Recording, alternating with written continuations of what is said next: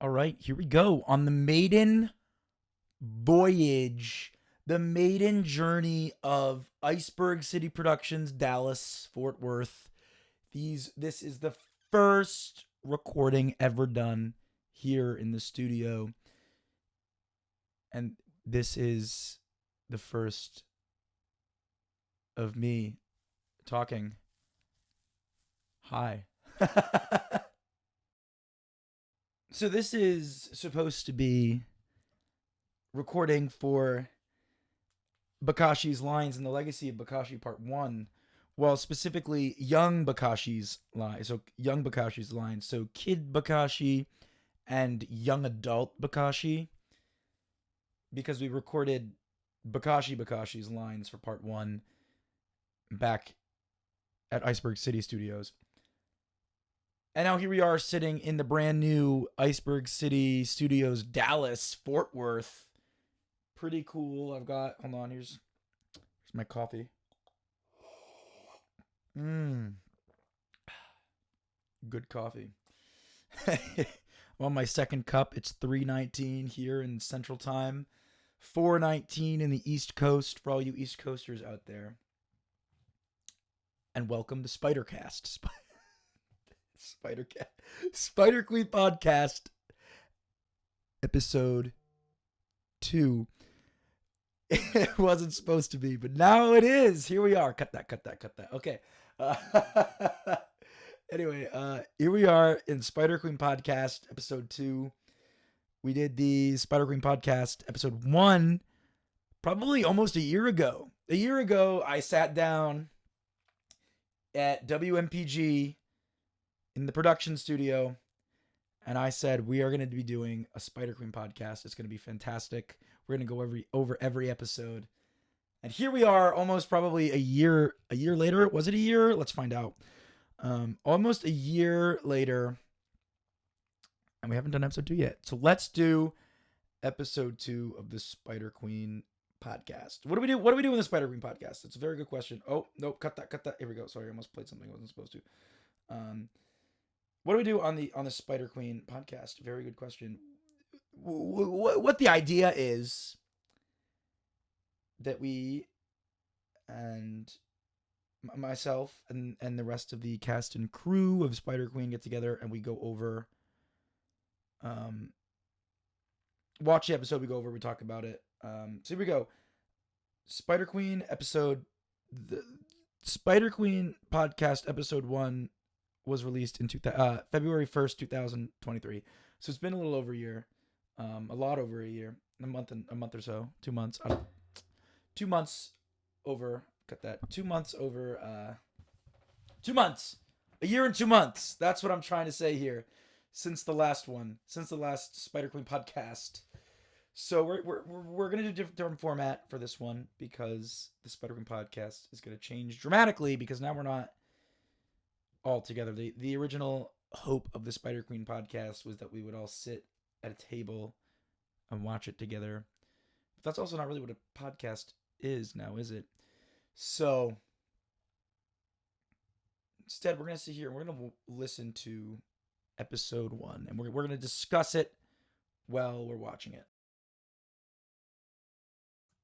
All right, I'm back. I don't know why I said that because for you, no time has passed. But for me, it's been like 5 minutes since we paused the podcast. I went to go grab another cup of coffee because what else are you supposed to do on a podcast but drink coffee? Before you question my caffeine intake, it's a little like pot that makes 5 cups, but it's really only 2 cups. 2 like full cups, not 5 full cups. It's like 5 half cups, but 2 full cups. So it's a podcast. Ow! I burned myself. Anyway, here we are. We're gonna review episode 1 of the Spider Queen podcast. Not Spider Queen, Spider Queen. Here we are. So you go to the Iceberg City Productions YouTube channel, Iceberg City Studios. Go to the Spider Queen the series playlist, which has 17 videos on it, even though there are only 8 episodes of Spider Queen, and that's because.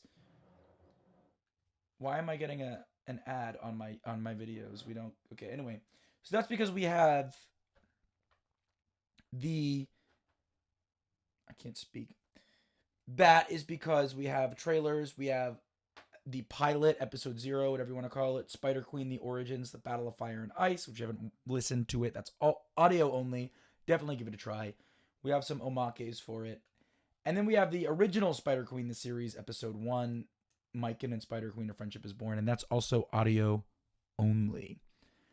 And about a year later, and that was also sort of released as a pilot, and then a year later, we released the official first episode of Spider Queen episode 1, Queen of a New Era, and it is 26 minutes long. So we're not going to review the whole episode, but we're going to review bits and pieces of it. So let's start. It added, so for clarification, Spider Queen episode 1, Mycon and Spider Queen: A Friendship is Born, the original episode 1, sort of like the pilot of it, which was released a year before the actual episode, was 19 minutes long. A year later, when we released the official first episode of the series, it was 26 minutes long. I don't know what happened. Because I don't think I changed the script that much when we made the first episode, that it added, what is that, 7 minutes? 7 minutes. That's crazy. It added 7 minutes. Anyway, here we go. Let's begin.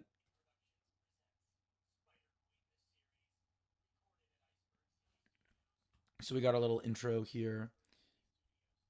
Interesting that this had additional recording at Iceberg City Studios, New York. That meant that it was recorded in our little New York studio apartment in 2019.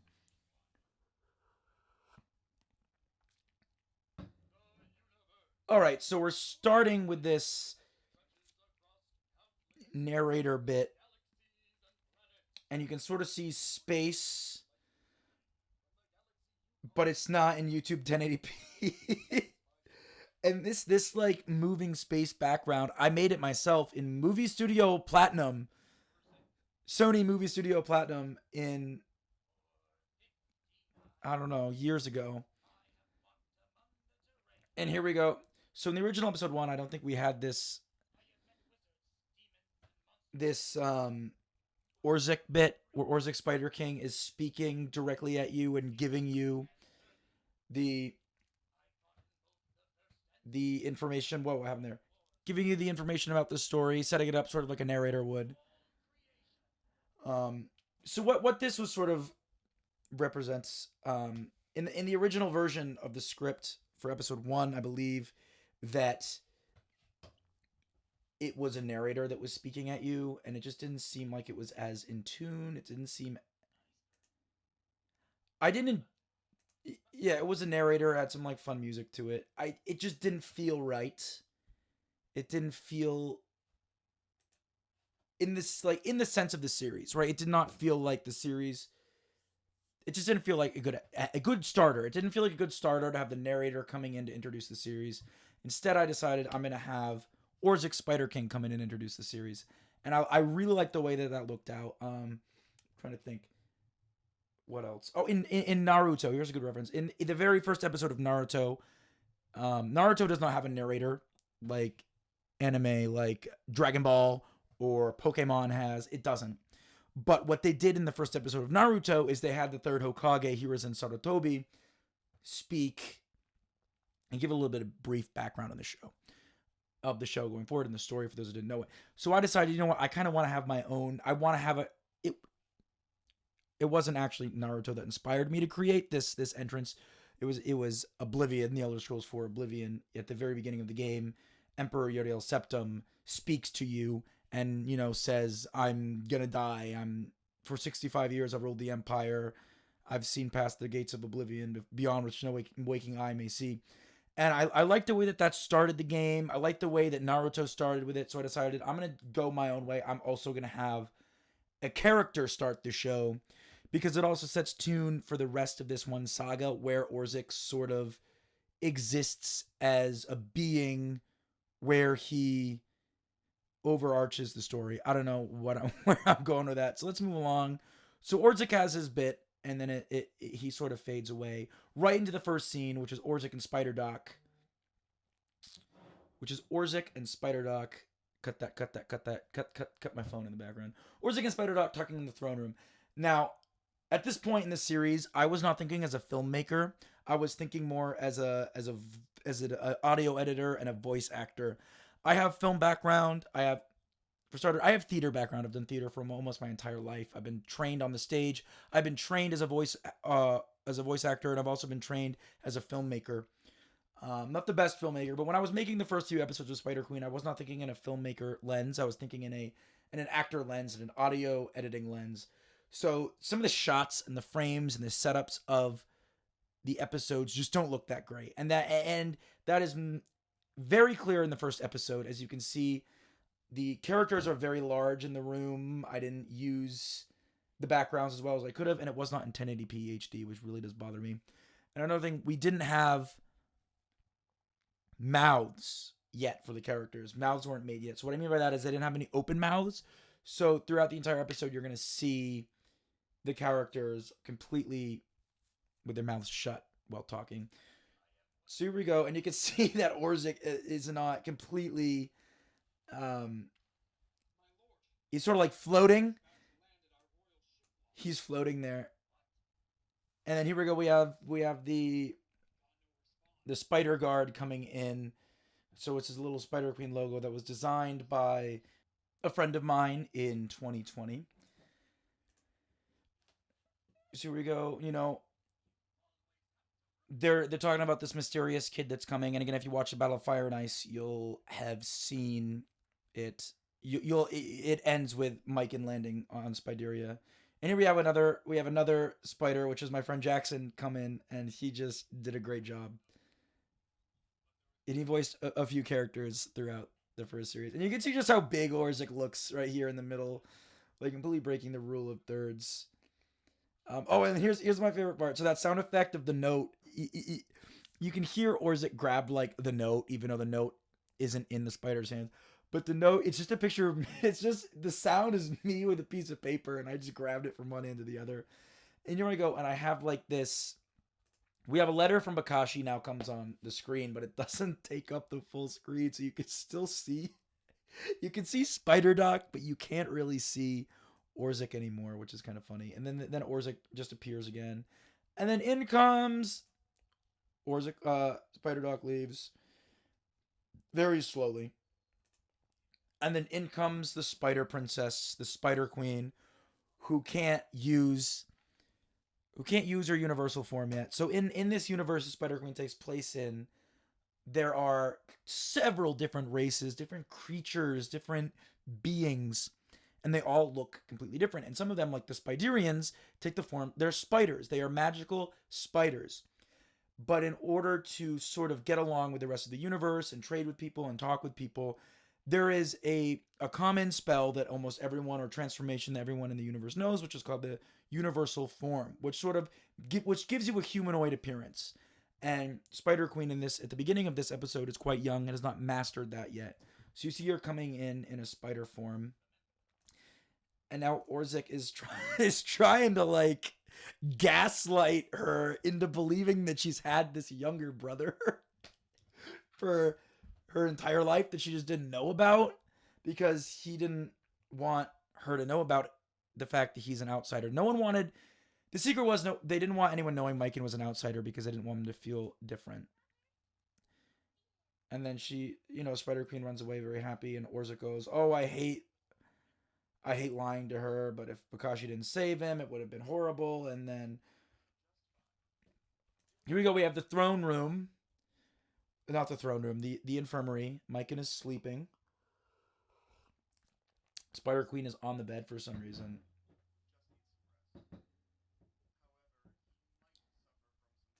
I think Ian Ashland, my good friend who voices Spider Dog, I think he had more lines in this episode than I think in any other episode in part one of Spider Queen. And now they're talking about the memory loss. And Maiken wakes up, and he's not very sorry. He's not very bright. We find that out, and it's because of his cellular makeup. It's because Spider Doc explains it better than I can, but it's because Maiken was sent from the planet of fire and ice, where he was born and where he lives, was born to Spideria, and now he has to try. He's in that early developmental stage in his life where he's trying to develop, but everything that he should know and develop into, isn't there because he's on a different planet, and it's sort of forcing him to be a little different. And then here we go. Spider Doc and Orzik have their little scene. A lot of Spider Doc Orzik scenes in this. And then here they are on top of the castle, and Mikan is outside of the frame. His legs are outside of the frame, which is kind of cool. It's not cool. It's kind of weird. And then now we have a time skip, and we have the top of this castle that is kind of a different color than the rest of it. And now we see Spider Queen for the first time, and she doesn't have feet. She's out. She's floating. And here's Mikan. And now Spider Doc is Spider Doc. Orzik is dying. And now they're all waiting, and Mikan is floating now.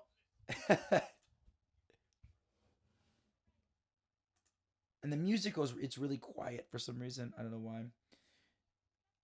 Now Mikan and Spider Queen, they talk about that.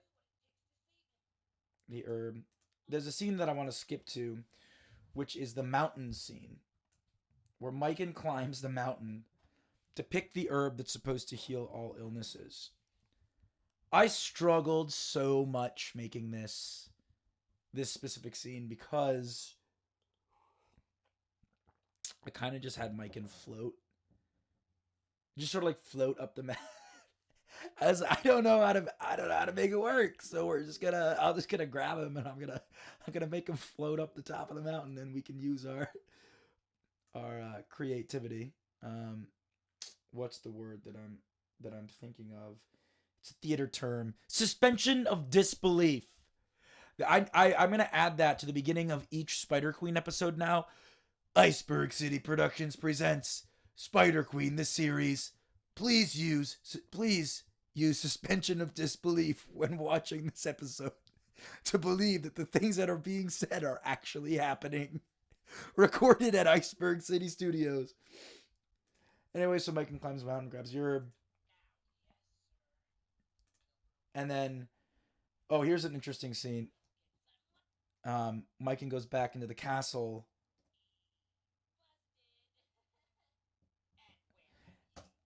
And I forgot to have Jackson or Cody Curtis, the two who played the guards, to record this line. And I needed, so I just did it, and I did like this terrible voice. You know you're not supposed to be up this late. Oh, it's awful. So here the Mikan goes, and he has this conversation with him, and then at the very end, this is my favorite part of the episode. At the very end, Bakashi comes in, but we didn't have a Bakashi for him yet. We didn't have a Bakashi wasn't designed it wasn't the design wasn't finished yet. We only had Bakashi's head. So me and my brilliant artistic mind, because I have great artistic skills, decided that I was going to take Bakashi's head and I was going to Photoshop it on top of Orzik's body and then paint his clothes. And here we have Bakashi comes on with this abnormally massive head on this like decrepit old man body and like a very poorly painted shirt, and half of his head is cut off. It's wild. It's all I can say is that it is wild. It is like, it's kind of frightening looking. Like this, it's like Dragon Ball Super Episode 3 Goku when he goes Super Saiyan 3, and it's like that weird like this is what it is. It's just it's absolutely terrifying. It gives me night terrors just looking at it. And then it goes that nice shot of this guy. And then here we did something cool. For the ending of it, the ending theme is 8-bit button masher by Ross Bugden, who does a lot of the soundtracks for Spider Queen. And in all the episodes after this, the ending is just the one background, and the ending goes by, goes up, and there's nothing really else but that. But this one, what we did, what was kind of cool, is that it Spider Queen goes across the stage, the screen, and then Mikan does, and it sort of shows the different backgrounds, and then Mikan then goes Spider Doc,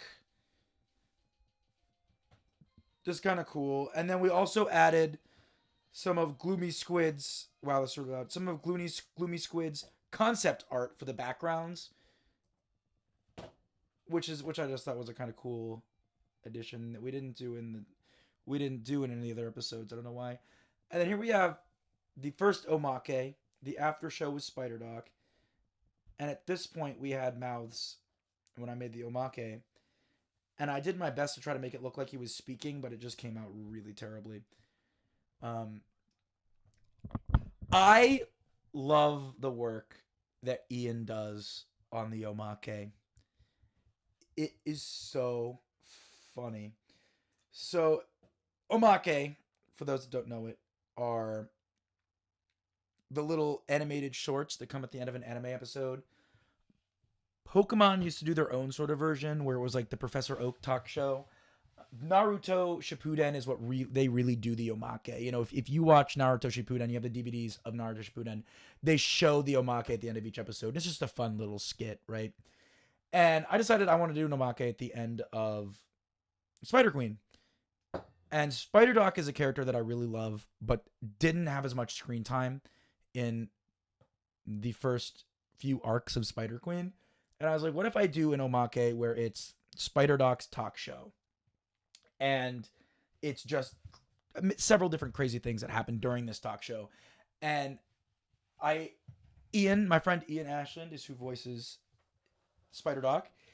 And he just does a phenomenal job with the Omake. It is so funny the way it's just the way that he does it, the way that he portrays Spider Doc and says the lines during the Omake is so funny, because Spider Doc is just most of the time is so fed up with Mikan, and then Mikan's shenanigans always end up somehow spilling in to the after show with Spider Doc, and it's just so funny. And one of my favorite Omake, and Ian texted me after the show came out, the episode 8 came out, and we both agree, I think our favorite one is in episode 8, when he's reading the letter from the fans, quote unquote, the fans, and it says, don't you think it's kind of cruel to make Spider Queen take a test one day after her father dies,